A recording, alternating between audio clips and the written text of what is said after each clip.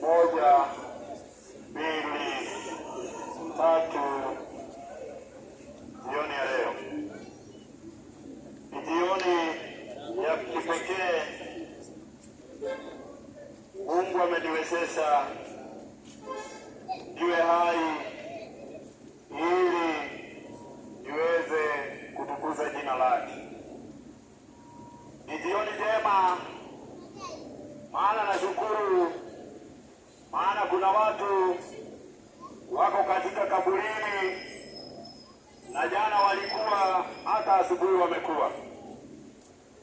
Kwa hivyo nasikia nikiwa na furaha tena mbele za Mungu na mbele za mwanadamu yeyote, nikisema sio kwa ajili yangu niko hai, lakini ni kwa ajili ya Muumba.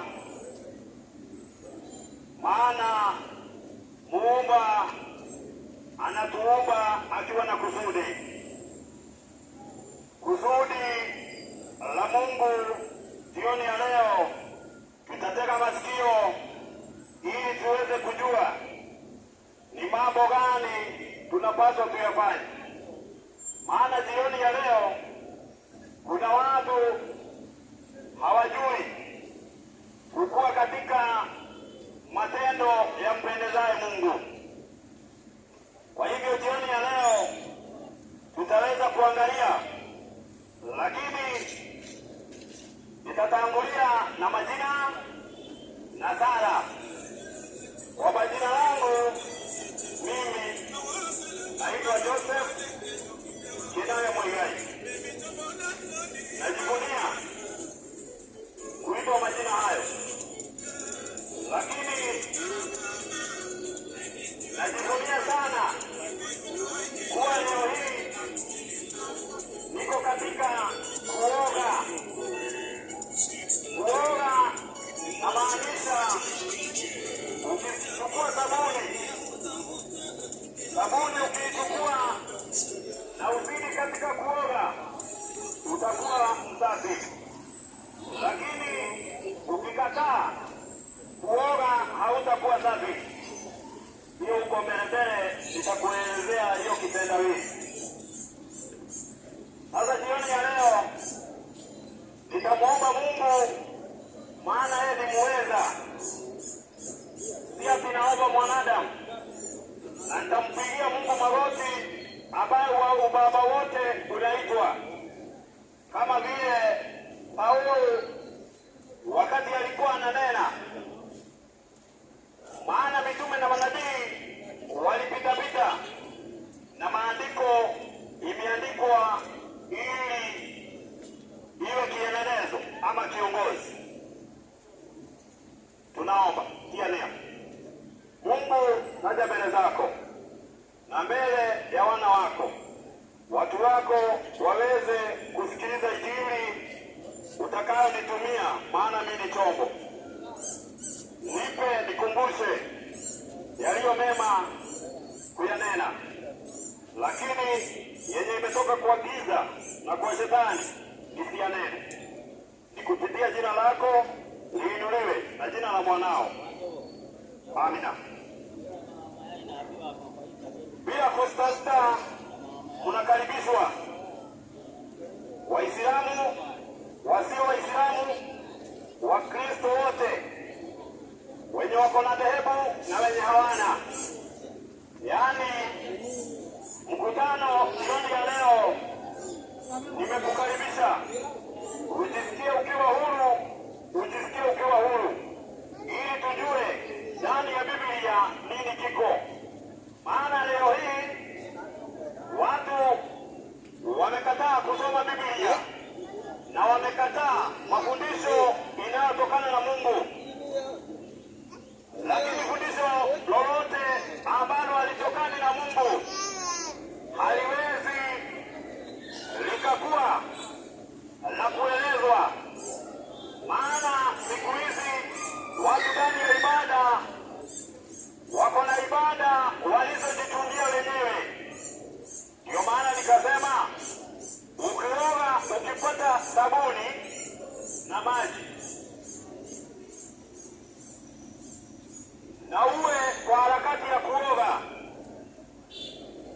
roho msafi.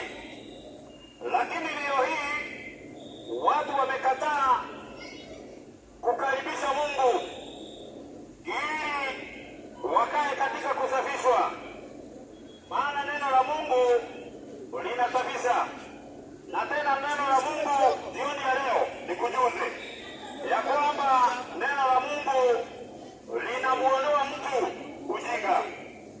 Kwa hivyo kama uko hapo na unataka werevu, ni ndani ya maandiko matakatifu unaweza erevuka. Mimi unayeniona hapa, kuna wakati sikuwa nalifahamu neno. Hata mimi nilikaa na nikasikiliza mchungaji. Wakati nilisikiliza mhubiri akihubiri, kweli nikajiona sifai, lakini Mungu anastahili, na nikaona sifai kuwa katika matendo yangu niwe simfahamu Mungu. Maandiko matakatifu inasema hivi, unapofika mahali kama mkutano kama mahali hapa, kitabu ni kile cha Wafalme wa Pili 4 aya yake ni ya 26. Maandiko matakatifu yanasema mambo yafuatayo. Tafadhali piga mbio sasa kwenda kumlaki, ukamwambie ujambo. Kwa hivyo jioni ya leo na kusalimu katika salamu ambazo ziko ndani ya Biblia ya kwamba ujambo. Inaendelea kusema mume wako hajambo, mtoto wako hajambo, akajibu hawajambo. Baada ya hiyo, baada ya salamu, katika kitabu cha Yoeli 2:14 yake, maandiko matakatifu yanasema mambo yafuatayo. Maana tuko katika kufunga historia, yaani tuko katika kufunga historia. Maandiko matakatifu yanasema, kitabu ni kile cha Yoeli 2 aya yake ya 14 inasema hivi, ni nani ajuaye kwamba atarudi na kugeuka na kutuachia baraka nyuma yake, na sadaka ya unga na sadaka ya kinywaji. Piga tarumbeta katika Sayuni. Yaani ndio maana napiga tarumbeta hapa Kobe Pipeline. Piga tarumbeta katika Sayuni, takaza saumu, kusanyeni kusanyiko kuu, kusanyeni watu, litakazeni kusanyiko, kusanyeni wazee, kusanyeni watoto na hao wanyonyao maziwa. Bwana harusi na atoke chumbani mwake, na bibi harusi katika hema yake. Sasa jioni ya leo tunaalikwa ili tuweze kukutana. Tunakutanika ili tulisikilize neno, lakini leo hii watu mambo ya Mungu wanakaa mbali nayo.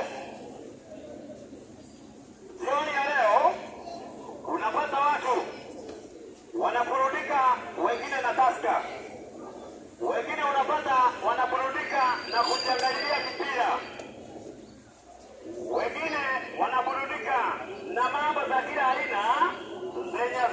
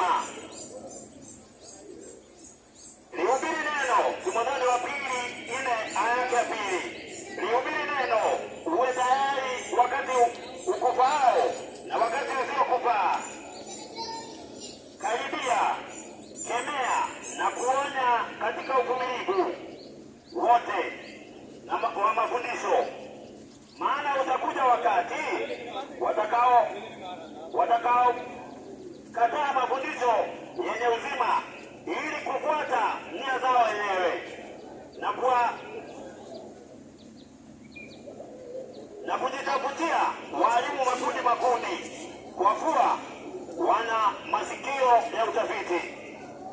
Maandiko matakatifu, Timotheo anaambiwa ya kwamba awe tayari siku zote akilihubiri neno, lakini si atiakae akiburudika akitumia taska ama kokokola ama akiburudika katika kujiangalilia mpira. Hivyo ndivyo inapaswa waumini wale wakidumu katika mafundisho. Lakini siku za leo watu wamegeukia, maana watu wanasema hii dunia iko na mwisho, yaani dunia haina mwisho, ati ukifa ndio mwisho wake unaisha. Lakini nataka nikuambie mami, nataka nikuambie baba, nataka nikuambie kijana unayenisikiliza ya kwamba dunia hii itaisha, maana imewekewa moto, na sio mimi nimesema. Tunasoma maandiko matakatifu yanasema mambo yafuatayo. Kitabu ni kile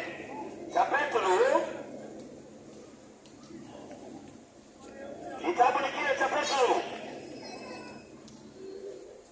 waraka wa Petro, ili tuone, maana siku hizi watu wanadanganyana, yaani watu wanakaa siku hizi wanadanganyana. Inasema hivi, kitabu ni kile cha waraka wa Petro 3:3, Petro wa pili. Mukijua neno hili ya kwamba katika siku za mwisho watakuja na dhihaka zao, watu wenye kudhihaki, wafuatao tamaa zao wenyewe, na kusema iko wapi ahadi ile ya kuja kwake? Kwa maana tangu hapo babu zetu walipolala, vitu vyote vinakaa hali hiyo tangu mwanzo wa ukumbwa. Maana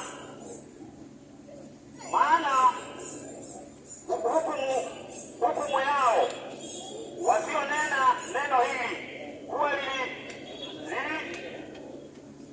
kuwa hizi mbingu tangu zamani na nchi imefananishwa kutoka katika maji na ndani ya maji kwa neno lile Mungu. Kwa maana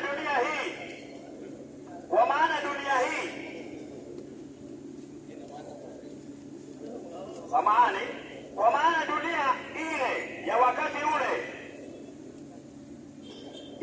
inaangazwa kwa maji ikaangamia, lakini mbingu za sasa na nchi zimewekewa akiba kwa moto, kwa neno lile lililonenwa siku kuu ya hukumu ya kuangamia kwao wanadamu wasiomcha Mungu. Maandiko matakatifu inatueleza ya kwamba mbingu iliyopita iliangamizwa kwa maji, lakini mbingu hii na nchi hii imewekwa kwa siku ile itaangamizwa kwa moto. Lakini watu leo hii wanafundishwa ya kwamba ukikufa dunia yako imeisha.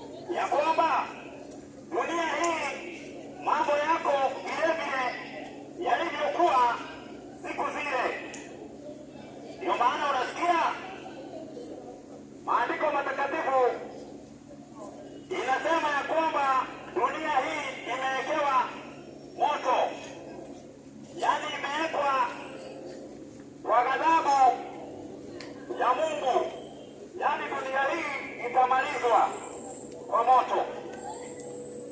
Lakini watu siku za leo, hili ni mtihani kwao, hawaelewi. Yaani leo hii watu hawaelewi maandiko jinsi yanavyosema ya kwamba dunia hii imewekewa moto, na ndiyo maana hata wafalme wa dunia wanazidi kujipanga, wanajipanga kwa ajili ya kuweza kukaa dunia hii. Lakini dunia hii iko na mwisho wake, dunia hii iko na mwisho wake, dunia hii ya dhambi iko na mwisho wake. Lakini watu hawaelewi hili, na ndiyo maana utapata mtu aje kukihubiriwa anasema ya kwamba mhubiri amekosa kazi, mhubiri amekosa kazi. Yaani leo hii mtu utaniona hapa useme nimekosa kazi, lakini ngoja nikuambie, mimi si ati nimekosa kazi, lakini maandiko matakatifu yameniamurisha ili niweze kukemea mambo mabaya na kuwaonya watu ya kwamba iko siku, yaani yeyote ambaye hatamwamini Yesu Kristo kuwa mwana wa Mungu, siku ya hukumu atahukumiwa, siku ya hukumu atahukumiwa. Kwa hivyo siwezi kaa, yaani niseme ya kwamba kuna amani. Siwezi nikalia amani, maana siku inakuja ya kuangamizwa kwa dunia hii, na dunia hii itaangamizwa, na ni kwa sababu ama ni kwa ajili ya wote ambao hawatamtii Mungu.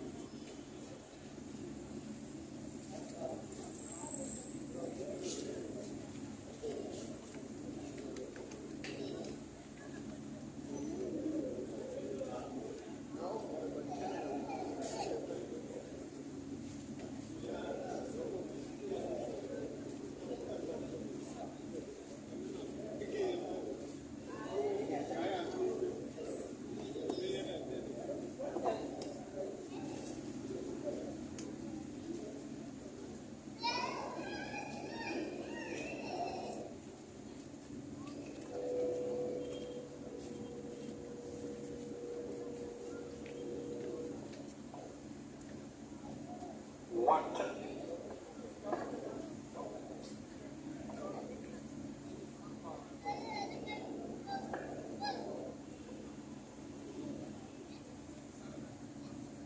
One, two. 1 2.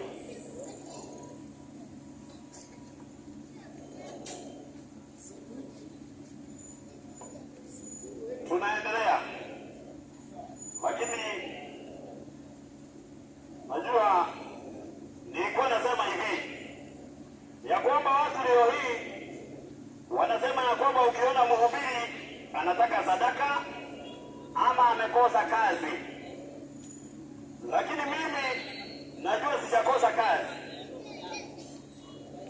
Wewe ambaye unasema nimekosa ama natafuta sadaka, jihadhari sana, jihadhari sana. Kwa sababu gani? Na mimi nikuambie, mimi sio mhubiri mwoga, mimi sio mhubiri mwoga ati ukose kuniuliza swali ama nikose kusema kudhibitisha. Sadaka kuna mahali inafaa kupelekwa. Sio kila mtu unaona unapea sadaka. Sio kila mtu unaona unapea sadaka. 11, 12 mhubiri.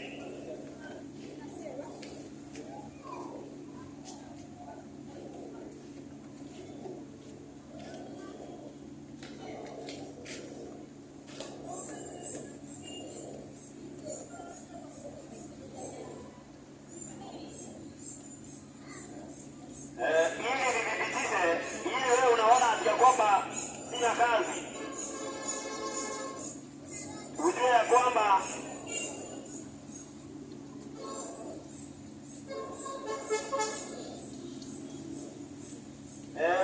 utajua ya kwamba mimi mwenyewe niko na kazi, wewe ndiye huna, na ndio umepata kazi ili useme mimi nimekosa kazi.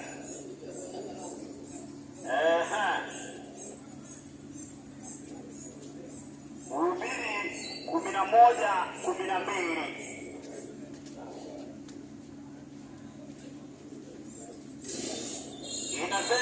Inasema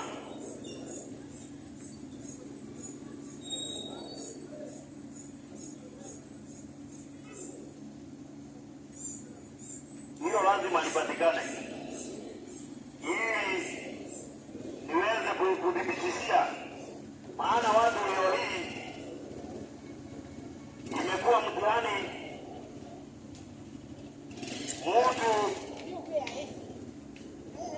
anaongea tu aongee.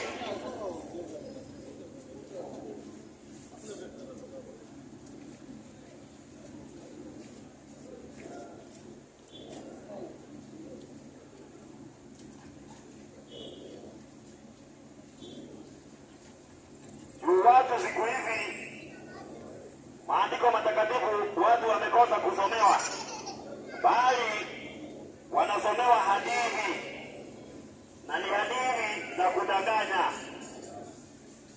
hadithi za kudanganya.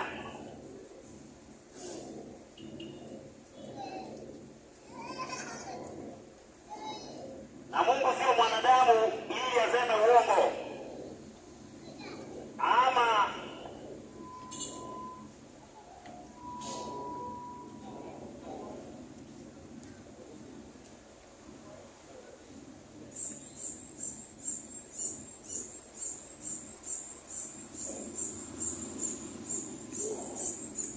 akitumana katika kitabu cha Mathayo 6.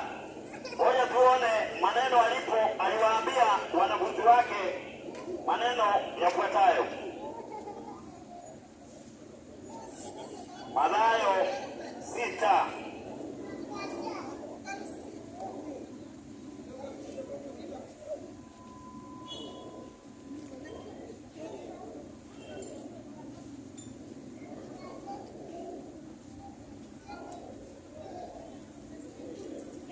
Inasema mambo yafuatayo.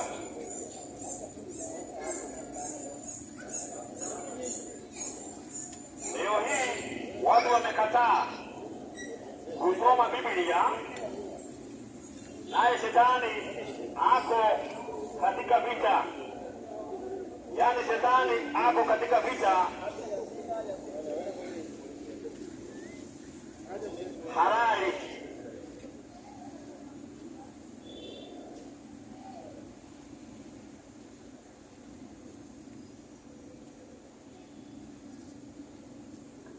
Aya yake ya 7 inasema hivi: akawatoa wale tenashara, akawaagiza, akawatuma wawili wawili, akawapa amri juu ya pepo wachafu, akawaagiza wasichukue kitu cha jiani isipokuwa fimbo tu, wala mkate, wala mkoba, wala pesa, wala pete,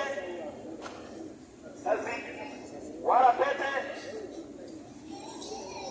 bidoni, lakini usifungie viatu. Wakasema msivae kanzu mbili. Akawaambia mahali popote mtakapoingia katika chumba, kaeni humo hata mtakapotoka mahali pale. Na mahali popote msipokaribishwa, na mahali popote msipokaribishwa nyinyi wala kuwasikia, mtakaa huko ukuteni mavumbi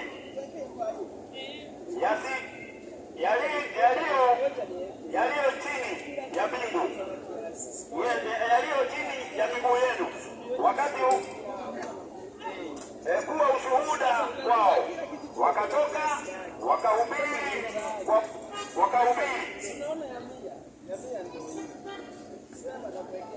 Maandiko matakatifu tunaona waliamrishwa ya kwamba wasichukue chochote, lakini leo hii unaona mtu anahubiri, hata sio kuhubiri, ni kukatika ama kuongea mambo ambayo inatoka kwa Biblia. Hakuna, yaani hasomi Biblia, alafu anakuambia ubariki mhubiri ama ubariki neno. Neno linabarikiwa neno gani? Unajua watu wamekubaliana katika kukosea Mungu. Watu tena wamekubaliana katika kuzivunja amri za Mungu wakiwa yaani wanakubaliana. Yaani watu leo hii wanakubaliana kabisa kuvunja amri za Mungu, na pia wanakubaliana mambo ambayo hata haijaandikwa, wanakubaliana katika akili zao. Na ndio maana watu leo hii unapata Ezekieli Mombasa, ati mtu anatoka hapa kuendea maji ama kitambaa. Hivi nikuulize, hii kitambaa ambayo inaenda kuuziwa na hapa dukani iko, si ubebe yako aende ya kuomee abariki yako? Lakini jueni ujinga wa mwisho, unaenda kununua kitambaa ati ni kitambaa ya baraka, kitambaa ya baraka, na tena uulizi swali, yaani maji ati ni maji ya baraka, imechotwa mbinguni. Na kama amechota mbinguni, kwa nini usitie bidii ili hata wewe mwenyewe ukue katika hiyo, uweze kuendea hiyo maji mbinguni? Yaani watu leo hii, maana wamekataa kusoma Biblia. Biblia imekuwa matukano wakati inasomwa.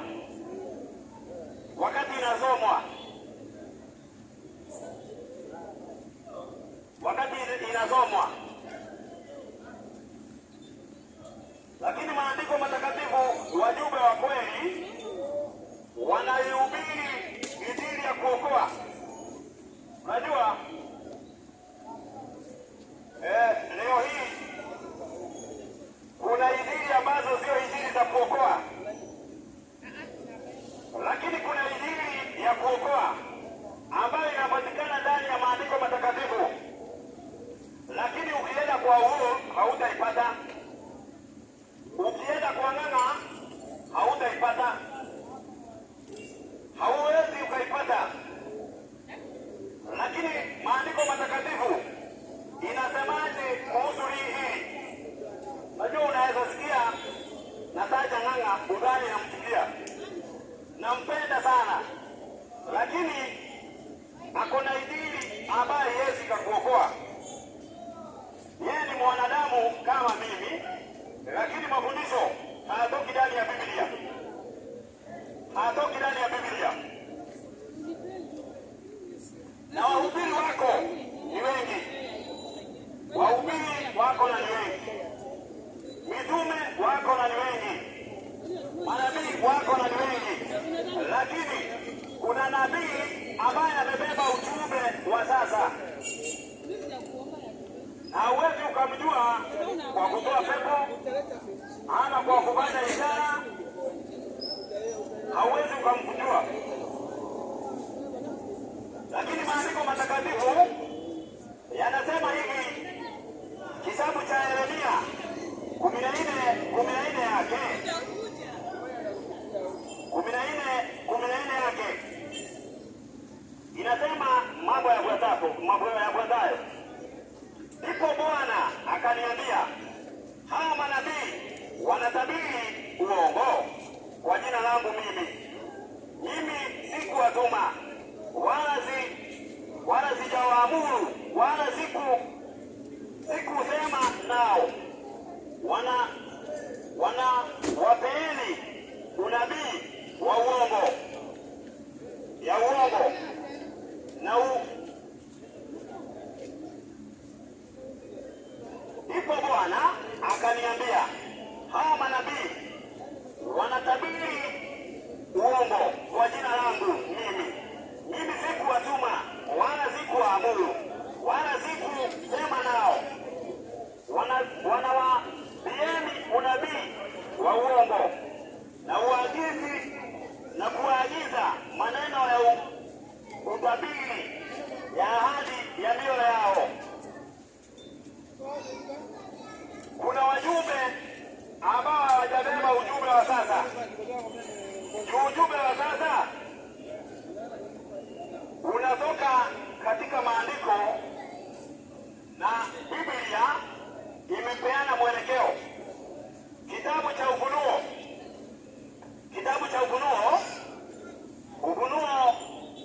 na hii ujumbe unafaa kuwaendea makanisa.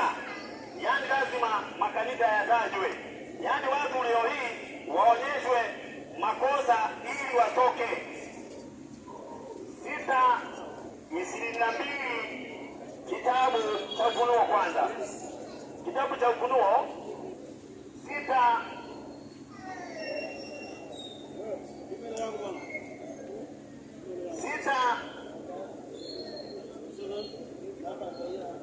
aya yake ni ya 7. Na alipofungua muhuri wa ile, nikasikia sauti ya yule mwenye uhai wa nne akisema, njoo huku nikuonyeshe. Na tazama, farasi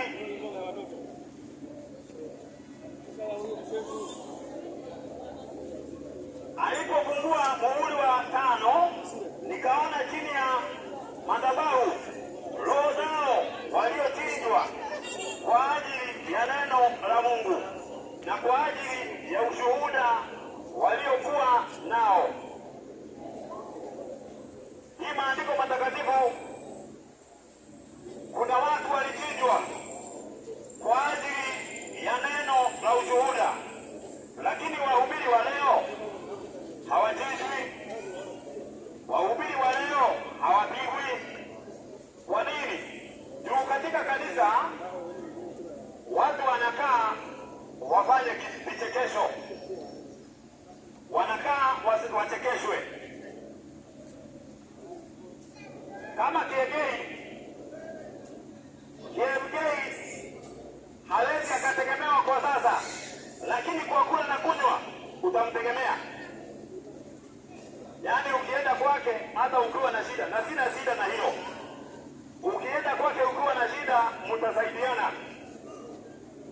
Lakini kukuambia, aambie wanawake wasifanye rongi, aambie wanawake wasishuke nywele, aambie wanaume waache kuacha wake zao. Hawezi akasema, hawezi,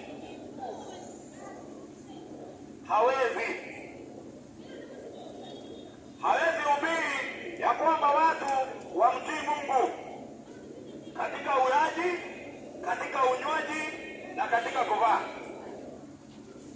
Hawezi. Lakini ameamuka na anajulikana, lakini amefuatwa kwa ajili ya mtu akiwa na shida, lakini kumtegemea, yani kwa mambo ya kiroho, spiritual life. Kiegei hana ujumbe na afikiwe na mwenye anaweza mwambia nimesema, yani ya kwamba ako na kundi lakini halilishi kulipeleka kwa Mungu.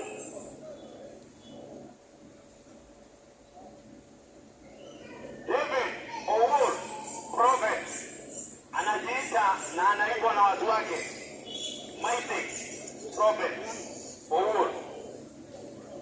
Hata yeye hana ujumbe.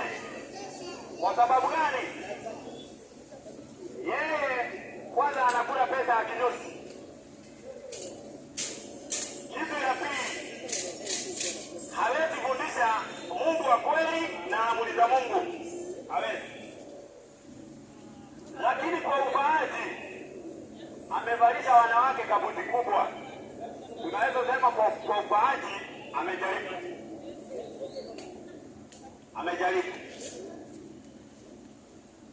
Lakini juu mimi nikihubiri, si ati watu nawapeleka kwangu. Mimi siwapeleki kwangu. Watu nawaambia wajiandae kwa ujio wa Yesu Kristo. Lazima nikuambie ya kwamba mwanamke uvae mavazi ya kujistiri. Hilo lazima niseme. Mwanaume sema ati niseme. Si ati hata ni wewe nimeona. Nimekuwa nikihubiri tu hivyo. Hapa utakuwa unafuatana na mimi. Unaniambia niendelee kusema. Nitasema mpaka niingie hapo kwa kaburi. Maana sipeleki watu kwangu. Si ati ni kwa faida yangu. Na leo hii ndio maana hata kwa msikiti nasema ya kwamba wamefuata lakini hawako katika kanisa la Mungu. Hawezi fikia ati Yesu akija leo wafunguliwe tumulaki Yesu mbinguni. Kwa sababu gani? Nitakusomea mpaka Korani. Kitabu cha Yohana kinasema mambo yafuatayo. Na hili andiko sijaandika mimi. Nimezaliwa nikalipanda. Linasema hivi: kwa maana jinsi hii Mungu aliupenda ulimwengu hata akamtoa mwana awe pekee, ili kila mtu amwaminie asipotee, bali awe na uzima wa milele. Kwa maana Mungu hakumtuma mwana ulimwenguni ili ahukumu ulimwengu, bali ulimwengu uokolewe katika yeye. Amwaminie yeye hahukumiwi, asiyemwamini amekwisha hukumiwa, kwa sababu hakulikubali jina la mwana pekee wa Mungu. Hilo andiko halihitaji katibali wala roiko. Lakini nimesema asiyemwamini mwana wa Mungu atahukumiwa na amekwisha hukumiwa.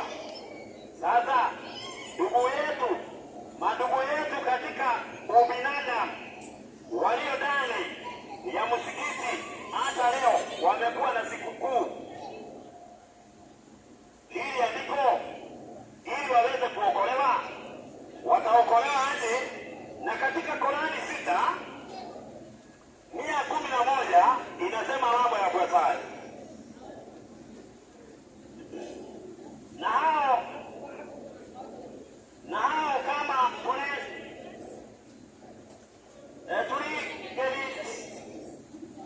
tulisema malaika kuwashuhudia ujumbe wa nabii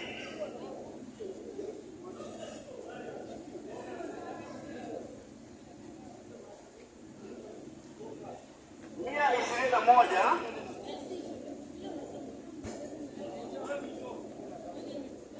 inasema hivi: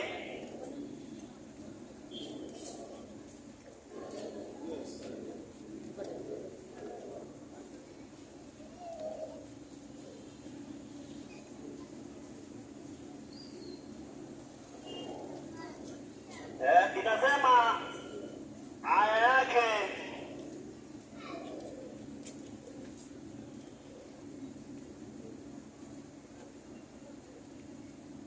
na hakika wale wanaosema ya kwamba Mungu amenifanyia mtoto, lakini Mwenyezi Mungu ameepukana na hili. Yeye ni muumba tu. Yaani Qurani inasema Mungu ameepukana na kuzaa, lakini Biblia nayo inasema Yesu ni mwana wa Mungu. Sasa hili ni kesi ambayo ni kesi kubwa ambayo inafaa itatuliwe kati ya Biblia na Qur'an. Nini cha kufuatwa? Nini cha kufuatwa? Maana Injili inahubiriwa kwa kila kiumbe, yaani kila kiumbe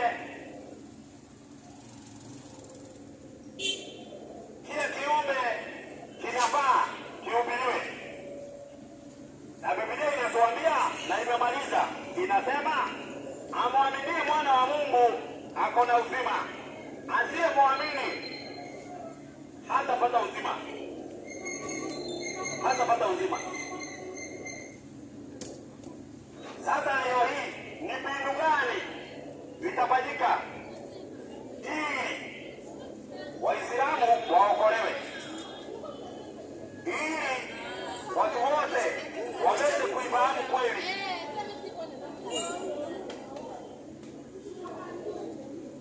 Najua Biblia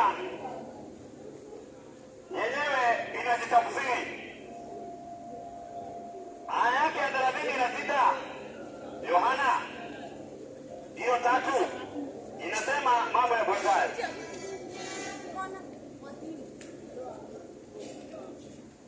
amwaminie mwana yuna uzima wa milele, asiyemwamini mwana hataona uzima, bali ghadhabu ya Mungu inamkalia.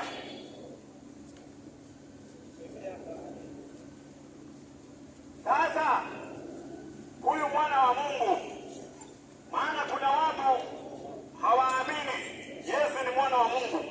Hata Wakristo wengine hawaamini hili, hawaamini.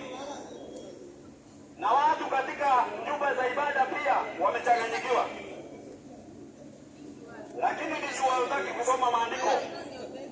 Leo hii hata Katoliki, wakati Pope Francis alikufa, wamekuja na desturi ya kwamba ati Petro ndiye alikuwa pope wa kwanza, na ni uongo, ni uongo.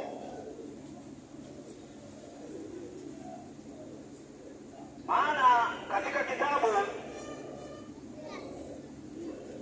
cha Yohana 8:14 yake inasema hivi: Yesu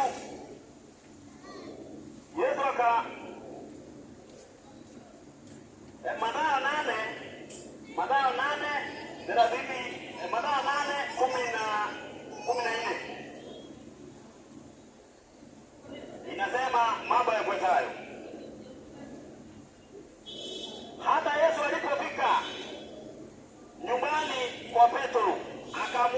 mkwe wa Petro, mamaye mkewe amelala kitandani.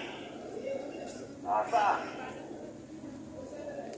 ndio inafaa uende shule usomee ndio iingie kwa akili.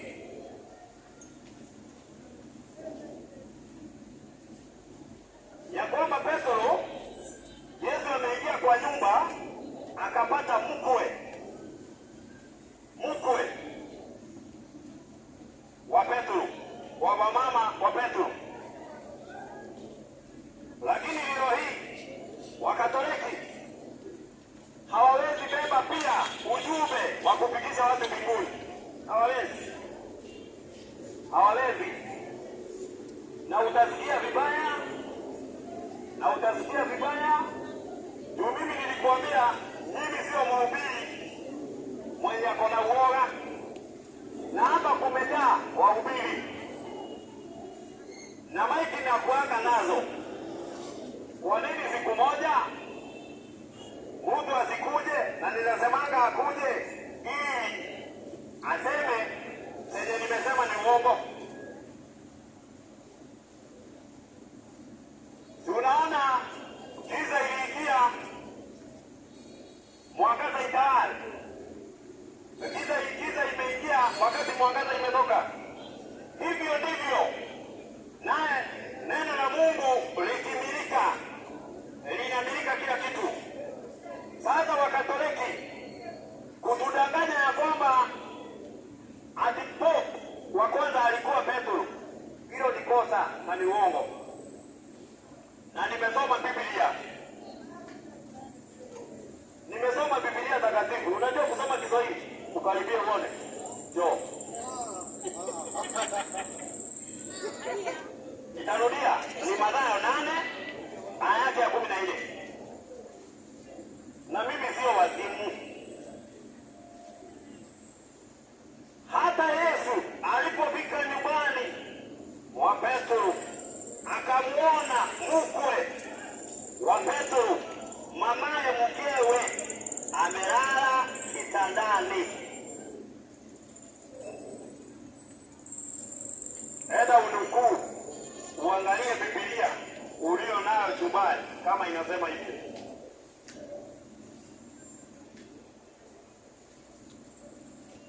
Yesu alikuwa amesema nini katika hili? Najua wale watu wanatawala tangu Yesu alipozaliwa, na Yesu atawapata wakitawala ni Warumi, na walikuwa wametabiriwa. Yaani wale wanyama Danieli alikuwa ameonyeshwa wanyama wanne. Na wanyama katika Biblia sio wanyama tu, yaani ni unabii, Bible prophecy. Hao wanyama walio wanne, tafsiri yake inasema ni falme 4 zitakazotokea duniani. Na ufalme wa 4 ndio Roma, yaani ndio mnyama wa 4 na ndiye anatawala. Najua watu leo hii wanasema ati Ruto yeye ndiye anatawala hapa. Sio yeye anatawala, yeye ni mtu wa mkono wa mtu. Yeye ni mtu wa mkono. Kuna ambaye anatawala. Nikurudisha nyuma mpaka wa Sudan na Kenya. Ukitaka kunyang'anyanwa, kwa nini ilienda kugeziwa mahali nyingine na hapa Kenya tuko na koti? Wakati wa 2007 Hegi ilikuwa inapelekanwa, kwani Hegi raia walikuwa wameuliwa, raia wa Hegi ama ni raia wa Kenya? Kunaye ambaye anatawala, yeye si mtu wa mkono tu, yaani yeye ni system. The same system ya Ukatoliki yenye imekalia hapo ndio imeasi, lakini mwenye anakalia hapo ni binadamu tu, anaweza geuka.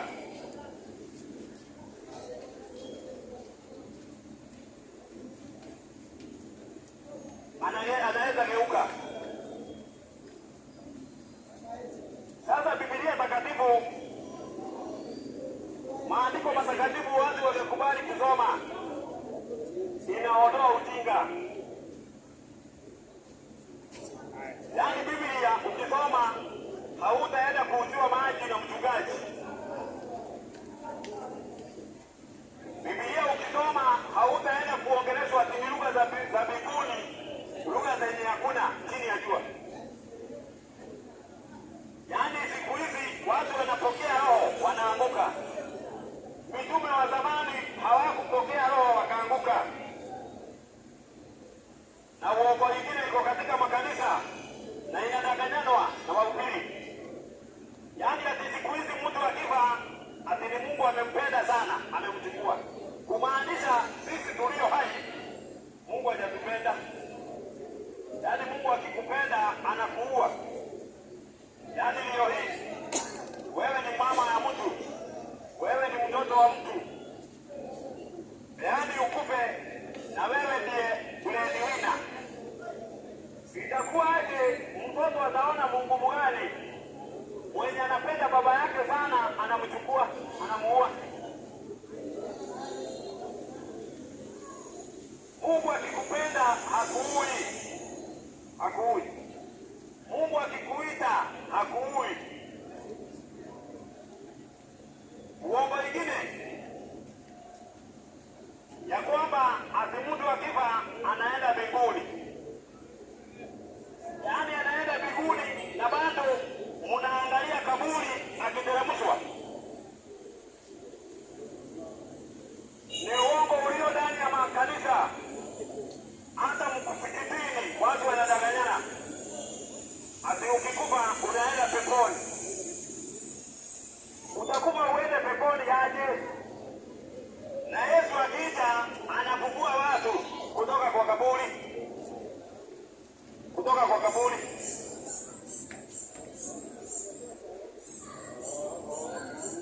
Biblia, watu wakifa wanaenda kaburini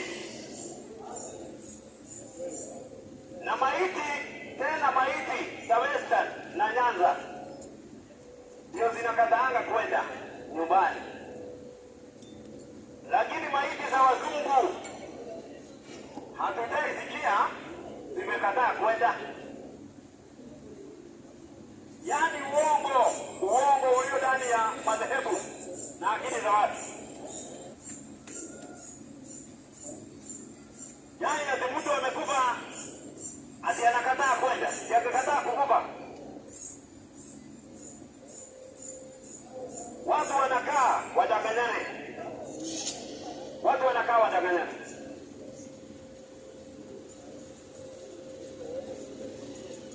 Hiyo ni uongo. Mtu akifa hata kufanya misa kwa ajili ya wafu haifai. Na Katoliki wanafanya misa kwa ajili ya wafu. Niko na katekisimu hapa ya maswali na majibu, kurasa yake ya 70.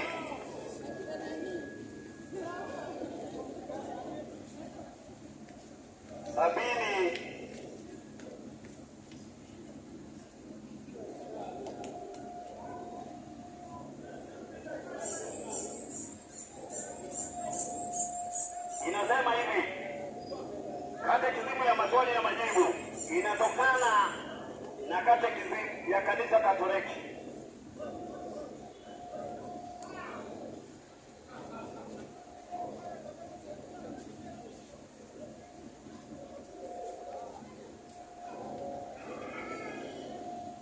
Sabini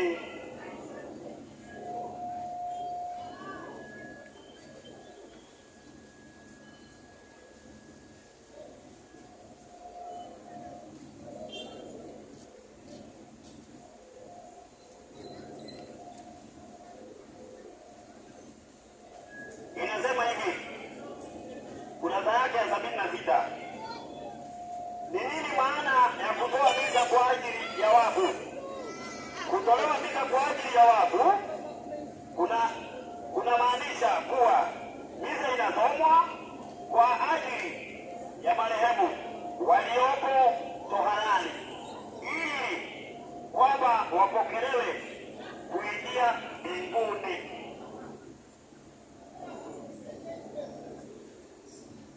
Na hiyo liko ndani ya dhehebu na liko ndani ya akili za watu, ya kwamba misa inafanywa kwa ajili ya wafu. Ngoja Biblia nayo tusikie jinsi inavyosema. Ndio leo hii uniambie tufuate dhehebu ama tufuate Biblia? Kitabu ni kile cha Mhubiri 9:5.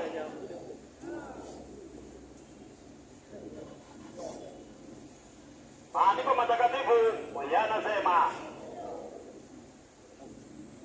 kwa sababu walio hai wanajua ya kwamba watakufa, lakini wafu hawajui neno lolote wala hawana ishara tena, maana kumbukumbu lao limesahauliwa. Hiyo ni Biblia. Yaani mtu akifa amekufa. Yaani mtu akifa amekufa, kumbukumbu lake limesahaulika. Lakini leo hii nimekuambia maiti za Nyanza na Western zinakataanga kwenda, ati zinakataa kwenda, ati gari imekataa. Ni uongo. Mtu akifa kumbukumbu lake limesahaulika. Kitabu ni kile cha Zaburi, tuone inasema nini.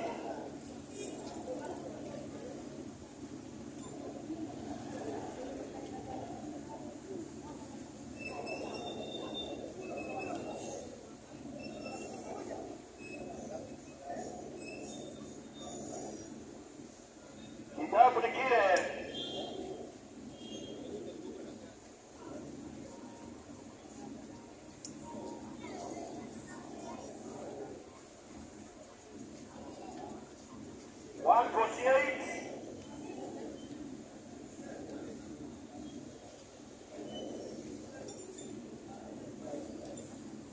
inasema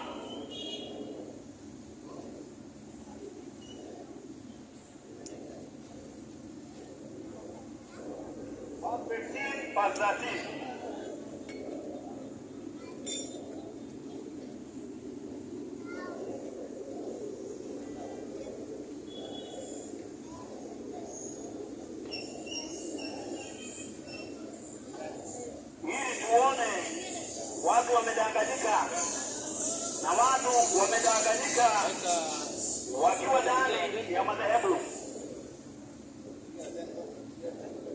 Mhubiri 9:3-19 ili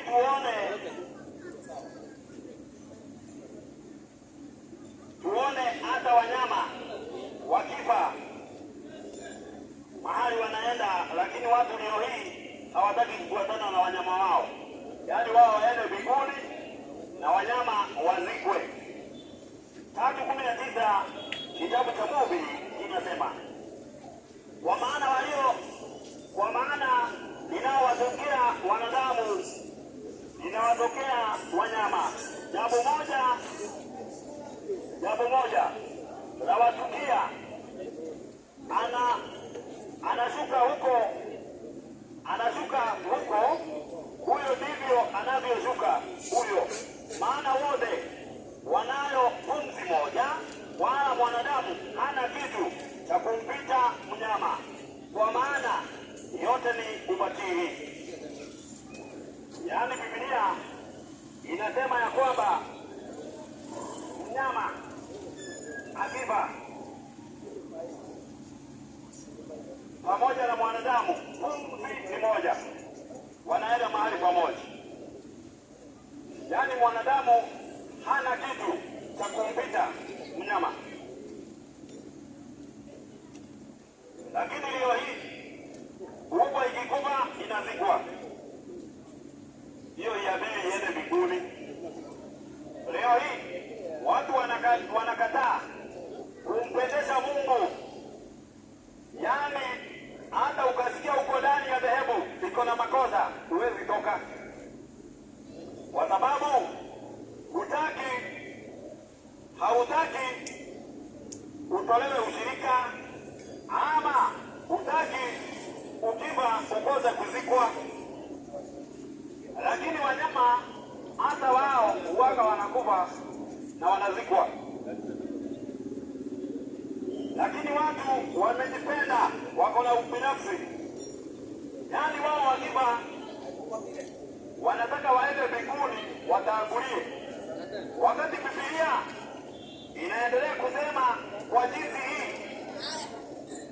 Inasema hivi katika kitabu ni kile cha Waibrania wa kwanza 4, kitabu kile cha Wathesalonike wa kwanza 4 aya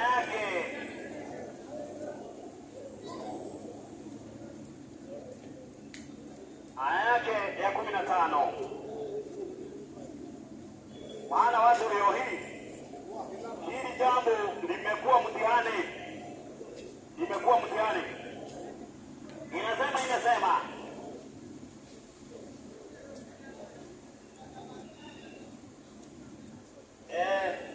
ngoja nianze aya yake ya 13. Lakini ndugu, hatutaki msijue habari za waliolala mauti, msije mkahuzunika kama wengine wasio na tumaini. Kwa maana ikiwa tuamini ya kwamba Yesu alifufuka, akafufuka, hivyo hivyo na hao waliolala katika Yesu Kristo, Mungu atawaleta pamoja naye. Kwa maana kwa kuwa twawaambieni haya kwa neno la Bwana, kwamba sisi tulio hai hatutazalia hata wakati wa kuja kwake Bwana. Hakika hatutawatangulia waliokwisha kulala mauti, kwa sababu Bwana mwenyewe atashuka kutoka mbinguni pamoja na mwaliko na sauti ya malaika mkubwa na parapanda ya Mungu, nao waliokufa katika Kristo watafufuliwa kwanza. Yaani maandiko matakatifu inasema wale waliokufa katika Kristo watafufuliwa kwanza. Kwa hivyo kaburini kuna waliolala katika Kristo, na kaburini kuna waliolala ambao hawamjui Kristo, hawajampokea. Na hiyo ndio kosa kubwa.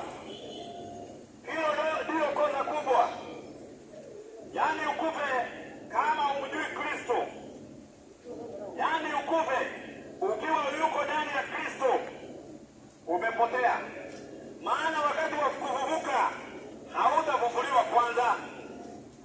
Iko na maana Waislamu Yesu akija hawatafufuka kwanza, juu hawaamini Yesu ni mwana wa Mungu. Ina maana Wakristo wenye hawaamini Yesu ni mwana wa Mungu pia watakwama kwa kaburi, hawatafufuliwa kwanza. Maana kunao wanaamini ati Yesu ni Mungu mwana. Fundisho la uongo. Lakini maandiko matakatifu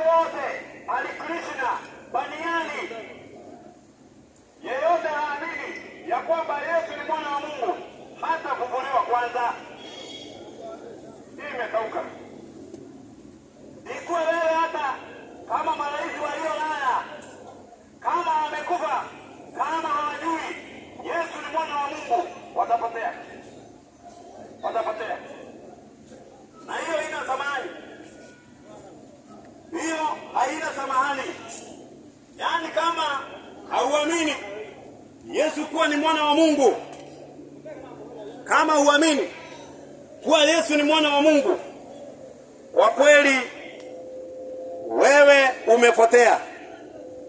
Kama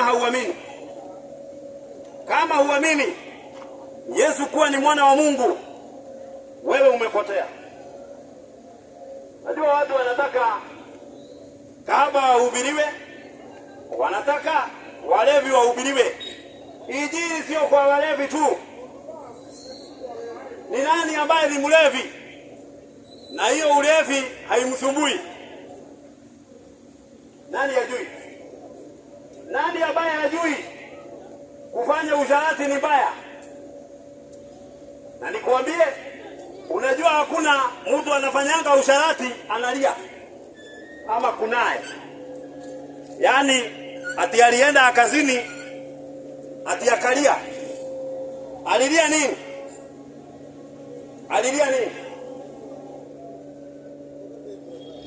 Hakuna. Yaani leo hii uchukue bibi ya mtu ama uchukue bwana ya mtu alafu ulie, si utakuwa wewe ni wazimu? Lakini mimi siko hapa kwa hiyo. Lakini katika ibada watu lazima watoke kwa ibada za uongo. Lazima. Lakini dhambi yako hata nikakupata siwezi nikakuhubiri. Siwezi. Yaani leo hii siwezi nikakuhubiri kwa mambo yako binafsi. Siwezi. Ati leo hii Njoroge ama Otieno ama Onyango ama Musyoka ati nimempata akizini, ati sasa nihubiri ya kwamba alikuwa nazini. Hiyo siwezi. Lakini ibada ya uongo hiyo lazima nitagaze. Nikuambie, achana na ibada haramu. Ndio maana nasema yeyote ambaye hataamini ya kwamba Yesu ni mwana wa Mungu, ufufuo wa kwanza hapati. Ikuwa wewe ni Muislamu na huamini Yesu ni mwana wa Mungu, wewe ukifa umepotea. Wakatoliki wanaamini pia ati Mungu ni Mungu katika utatu. Yaani Mungu moja, Mungu Baba, Mungu Mwana, Mungu Roho, ambao Biblia haina fundisho kama hilo. Haina. Sasa wameondoa uwana wa Mungu, wameuondoa. Kumaanisha wakiwa ndani ya hiyo ibada, ufufuo wa kwanza hawapatani nayo. Na usiwacheke watu wa Sodom na Gomora. Unajua watu wa Sodom waliambiwa watoke mji ili waokolewe. Nuhu akahubiri miaka 120 akiambia watu ingieni kwenye safina. Hawakukubali kuingia kwa safina. Leo hii Mungu anatafuta roho ili tumwamini, ili tumwabudu katika roho na kweli. Na bado umekataa. Unaonaje wewe siku ifike mlango ifungwe kama vile mlango wa kuingia kwa safina ulipofungwa? Nuhu alisema, walikuwa wanaita Nuhu. Nuhu anasema, mimi sijafunga, sina kifunguo. Maana malaika wa Mungu alifunga. Hata wakati huu kama hutasikia, hata leo hii kukafufuliwa, akina Paulo wakahubiri, ama Nuhu afufuke akuhubirie ya kwamba uachane na dhambi. Kama huko ukusikia, huwezi sikia.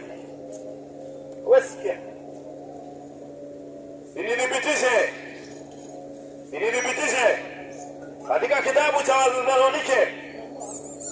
Wathesalonike wa pili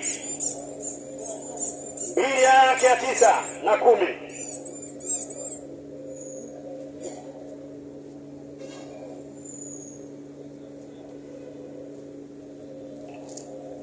Wathesalonike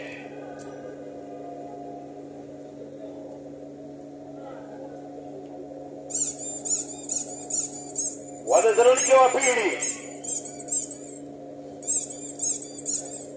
Wathesalonike wa pili 2 aya yake ya 9 na 10. Yule ambaye kuja kwake ni kwa mfano wa kwenda, yule ambaye kuja kwake ni kwa mfano wa kutenda kwake Shetani, kwa uweza wote na ishara na ajabu za uongo na katika madanganyo yote ya udhalimu, kwa hao wanaopotea kwa sababu hawakulikubali kulitenda ile kweli wakapate kuokolewa. Kwa hiyo Mungu awaletea nguvu ya upotevu wa uamini uongo. Mungu atakusababishia, akupee nguvu. Si umekataa kusikia, akuongeze nguvu, ukatae kusikia kabisa, upotee.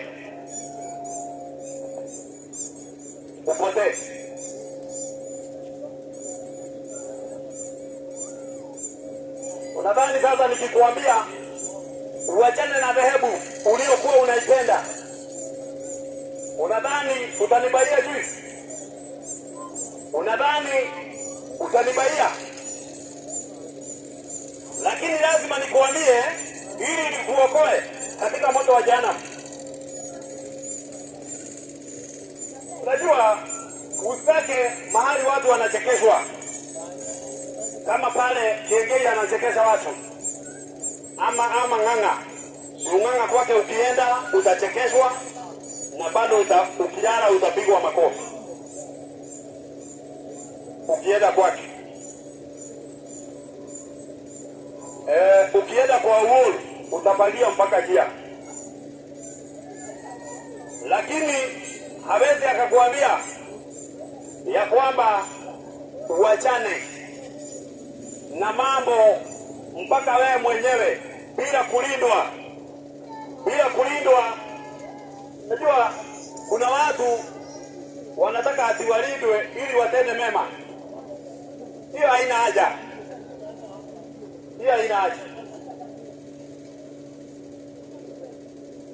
Unajua katika Biblia hata nisinde nikikuambia usizini,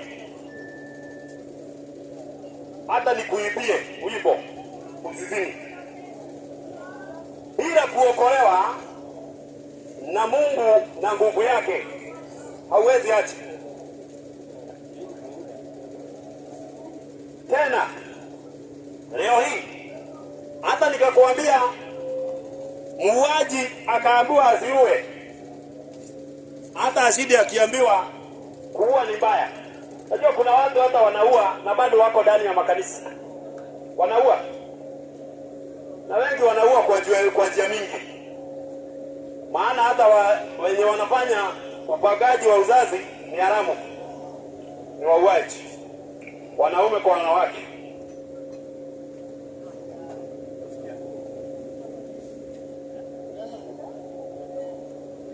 Wanaume kwa wanawake. Tena amchukiae ndugu yake ni muuaji. Na watu wanachukiana na bado wako kwa nyumba za ibada, lakini wamejaa damu katika mikono yao, maana wamechukiana kweli. Wamechukiana. Sasa unaona ni nini ambayo itakusababishia uache kuua?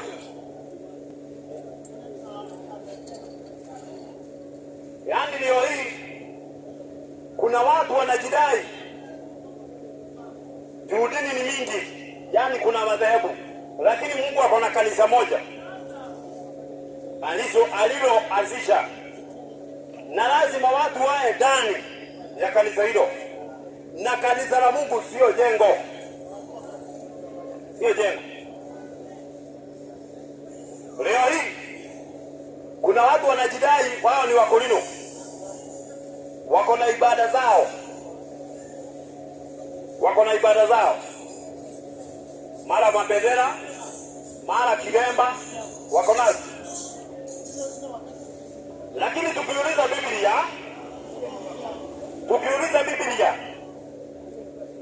Biblia yenyewe inakataana. Ngoja nikuonyeshe. Ndio maana nilikuambia injili ni kwa kila kiumbe.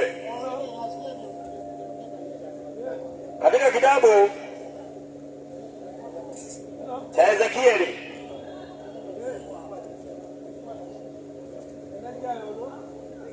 Ezekieli 44 aya yake ya 18 inasema, watakuwa na vilemba vyao watakuwa na vilemba vya kitani juu ya vichwa vyao, nao watakuwa na suruali za kitani viunoni mwao, watajifunga kiunoni kitu chochote kifanyacho jasho, nao watapokea kuingia ua wa nje, yaani ua wa nje wa watu, ndipo watakapofua mavazi hayo waliovaa katika huduma yao ya kuyaweka katika vile vyumba vitakatifu, nao watavaa mavazi mengine. Sasa Wakorino, mavazi hizo, vilemba na mavazi mengine ya ukuhani, Biblia inasema wataiacha katika patakatifu, yaani hawatatembea nazo huku kwa soko. Lakini leo hii Wakorino wako na bado wanadhani ibada wanayoifanya wanaipelekea Mungu. Lakini tumesikia hizo vilemba wataziacha katika chumba takatifu. 26:18 ili tuone wanapaswa watoe ama wasitoe.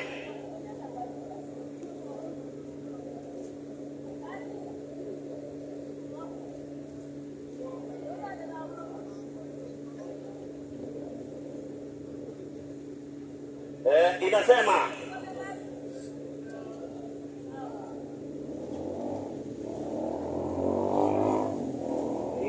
hivi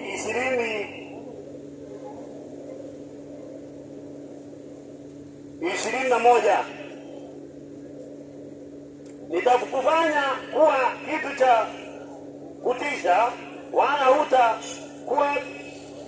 haitakuwako tena utapotafutwa, lakini hautaonekana tena kabisa, asema Bwana.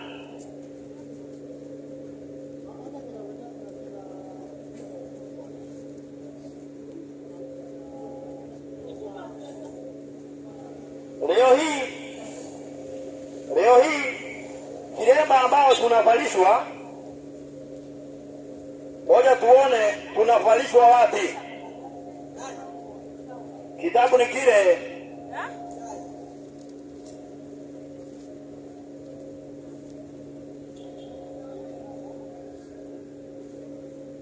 ni kile cha Methali 4:9. Lakini watu leo hii wako kwa hizo ibada na ndarama, lakini juu watu hawasomi maandiko hawajui hili.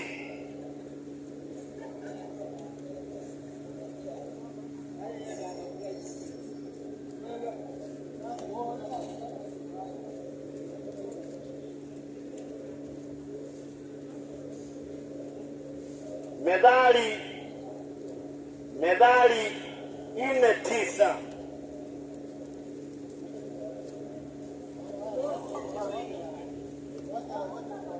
atakupa neema kuwa kilemba kichwani.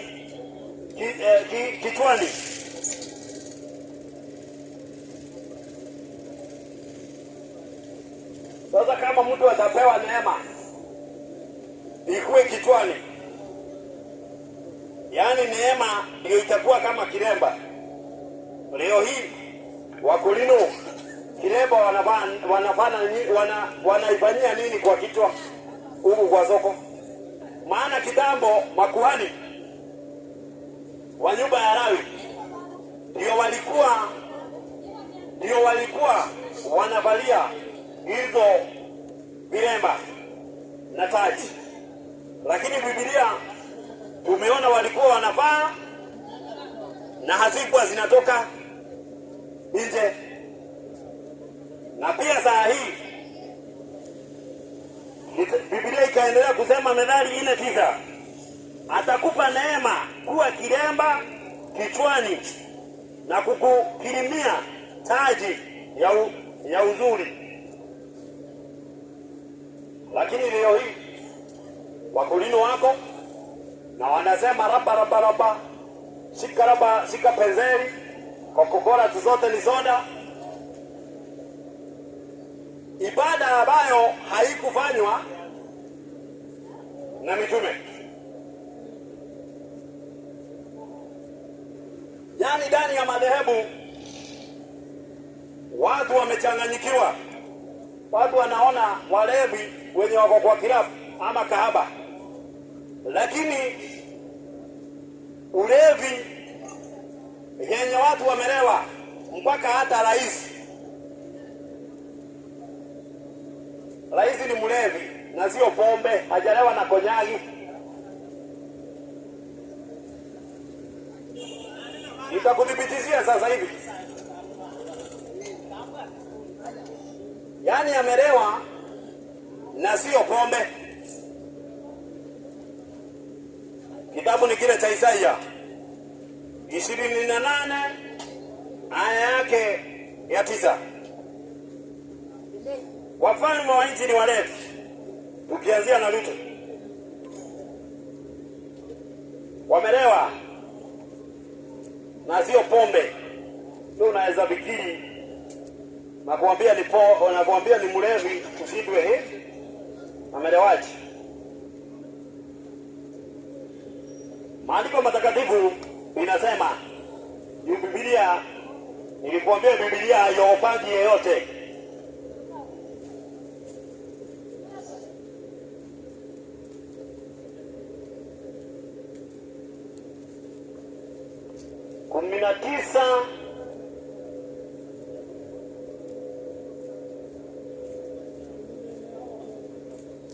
Ama 17 Ufunuo kuanzia aya 3.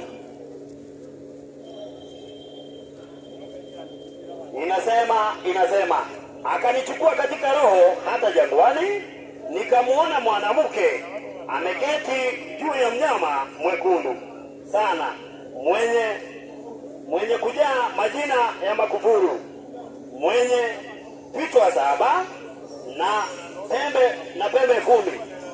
Na yule mwanamke aliyekuwa amevaa nguo za rangi ya zambarau na nyekundu, amepambwa kwa dhahabu na kitani na vikombe za zamani na lulu, naye alikuwa na kikombe cha dhahabu mkononi mwake kilichojaa na machukizo ya uchafu wa usharati wake. Na katika kipaji cha uso alikuwa na jina limeandikwa la siri, Babeli mkuu, mama kahaba, Babeli mkuu, mama kahaba na machukizo ya nchi. Nikaona yule mwanamke amelewa kwa damu ya watakatifu na kwa damu ya mashahidi wa Yesu. Nami nilipomuona nikastaajabu ajabu kuu, na yule malaika akaniambia, kwani kustaajabu? Nikamwambia, siri ya mwanamke huyo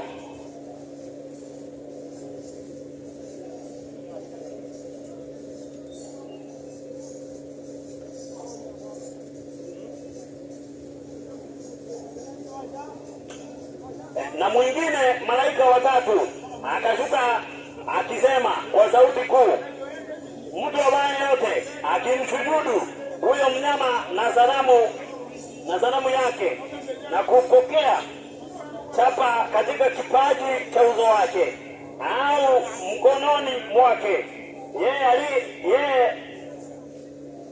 yeye naye atakunywa mvinyo wa usharati wake wa ghadhabu ya Mungu iliyotengenezwa pasipo na maji katika kikombe cha hasira yake.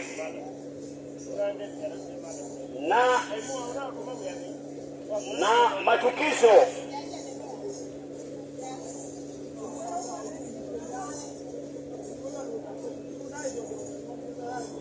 yani, mwanamke katika Biblia anawakilisha kanisa.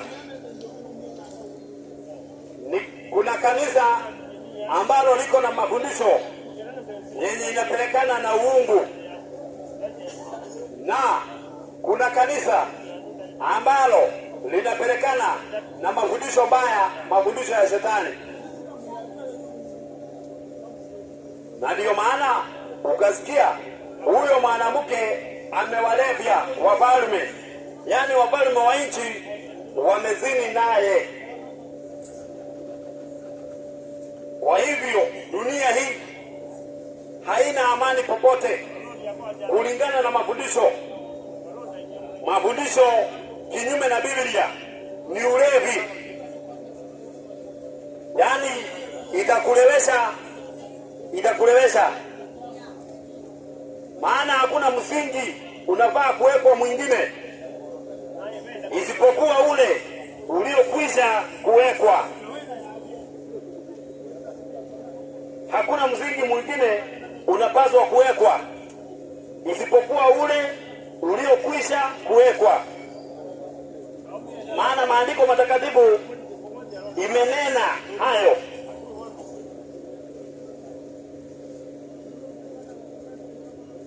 Kitabu ni kile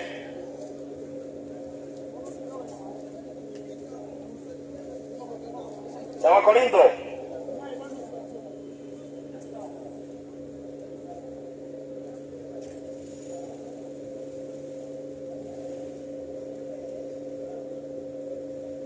maana watu leo hii wamedanganyika.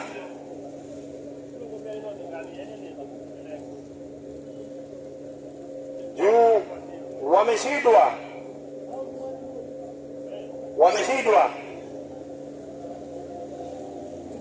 Hakuna msingi mwingine unapaswa kuwekwa, maana Yesu ndiye mwamba na ni kanisa lake. Unapaswa kukua ndani ya kanisa lake. Wote wakanywea kinyweo kile cha roho, kwa maana waliunywea mwamba wa roho uliowafuata, na mwamba ule ulikuwa ni Kristo. Yani Kristo Yesu, yeye ndiye mwamba. Na ndiyo maana leo hii tumejengwa katika misingi ya mitume na manabii.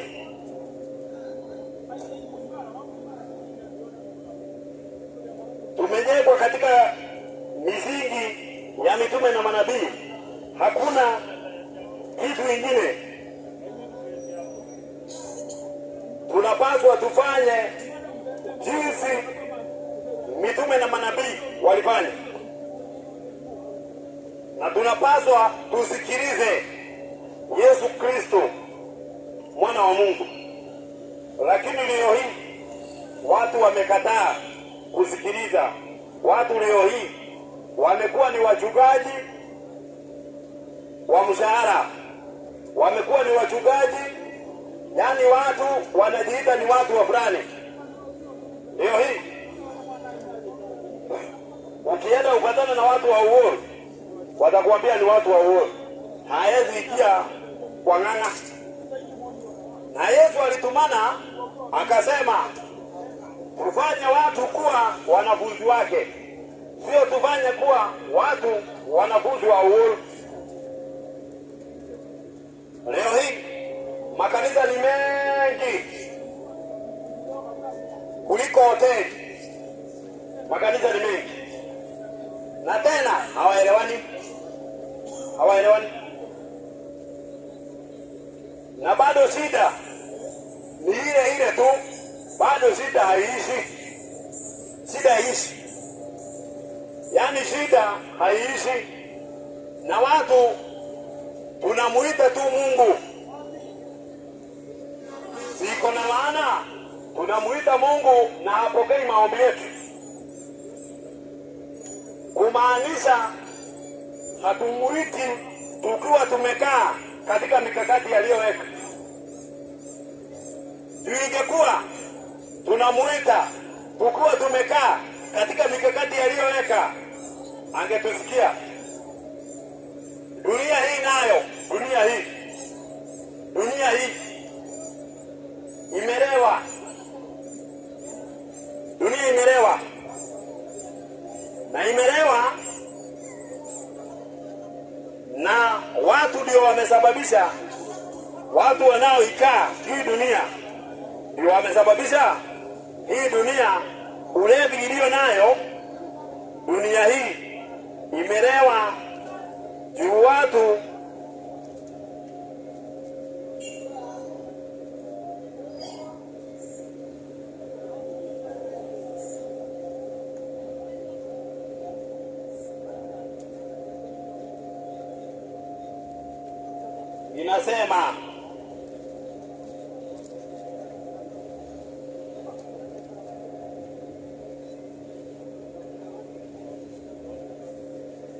inasema hivi 24 aya yake ya 4, dunia inaomboleza inazimia, ulimwengu unadhoofika.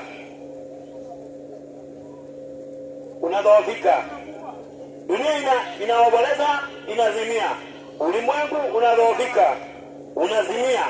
Watu wakuu wa dunia wanadhoofika. Tena dunia imetiwa unajisi kwa watu wanaoikaa, kwa maana wamesiasi sheria, wamebadili amri, wamebadili agano la milele. Kwa hivyo Biblia takatifu inasema dunia inaomboleza, inazimia. Basi kusanyeni, basi mtukuzeni Bwana. Toka pande ya mwisho wa dunia tumesikia nyimbo.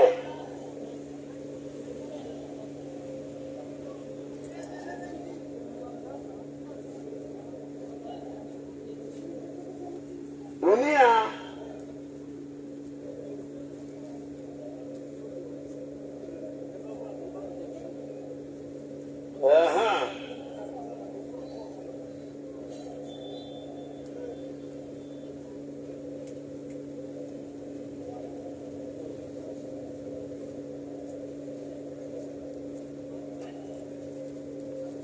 yaani dunia, Biblia inamaanisha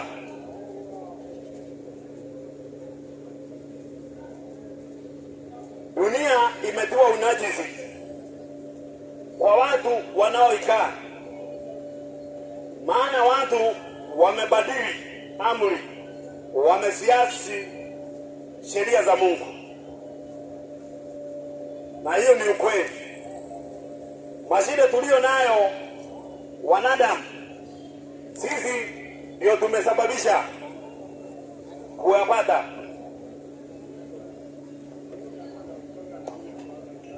Yaani leo hii watu wamekataa kujua sheria za Mungu na kuzifuata. Ndio maana dunia iko na shida. Nao wafalme wa nchi wanaendelea kujipanga, wakidhani ya kwamba kuna salama. Lakini nataka nikuambie, hakuna salama. Hakuna salama. Maana watu